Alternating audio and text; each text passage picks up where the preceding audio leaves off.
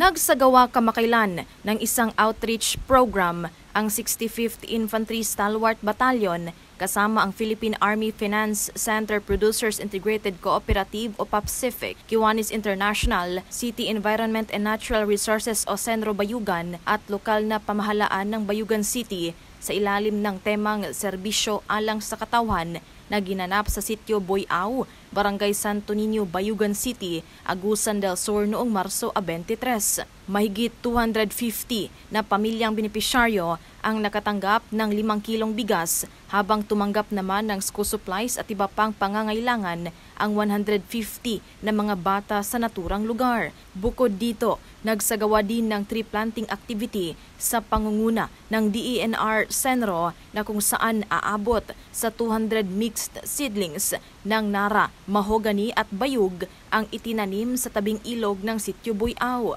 Ang naturang programa ay inisyatiba ng 65th IB kasabay ng pagdiriwang ng ika-127 na anibersaryo ng Philippine Army. Dahil dito, pinuri ni 65th IB Commanding Officer Lieutenant Colonel Michael G. Mortejo ang pagsisikap ng mga partner stakeholders, ahensya ng pamahalaan at ng kanyang mga tropa na nagbibigay diin sa walang pag-iimbot na paglilingkod, paggalang sa komunidad at pagtataguyod ng kapayapaan ng buong 65th IB. Napapanahong balita, serbisyo publiko para sa Pilipino.